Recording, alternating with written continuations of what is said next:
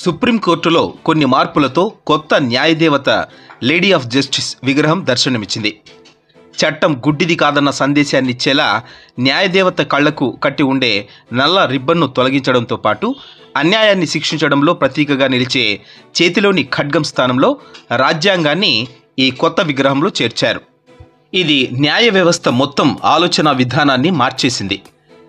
CJI Chandrachud ఆదేశాల మేరకు పాత విగ్రహానికి పలు మార్పులు చేస్తూ న్యాయమూర్తుల లైబ్రరీలో దీన్ని ఆవిష్కరించారు. న్యాయదేవత విగ్రహంలో అంతకుముందు కళ్లకు గంతలు, కుడి చేతిలో త్రాసు, ఎడమ చేతిలో ఖడ్గం ఉండేవి. అయితే నూతన విగ్రహంలో కళ్లకు గంతలను తొలగించారు. దేశంలో చట్టం గుడ్డిది కాదనే స్పష్టమైన సందేశాన్ని ఇవ్వడానికే సుప్రీంకోర్టు ఈ మార్పులు చేసినట్టు తెలుస్తోంది. అలాగే ఎడమ చేతిలో ఖడ్గానికి బదులుగా రాజ్యాంగ పుస్తకాన్ని ఉంచారు. ఇటీవల భారత ప్రభుత్వం బ్రిటిష్ పాలన నుంచి అమల్లో ఉన్న క్రిమినల్ చట్టాలను మార్చిన నేపథ్యంలోనే న్యాయదేవత విగ్రహానికి మార్పులు చేసినట్లు పలువురు భావిస్తున్నారు.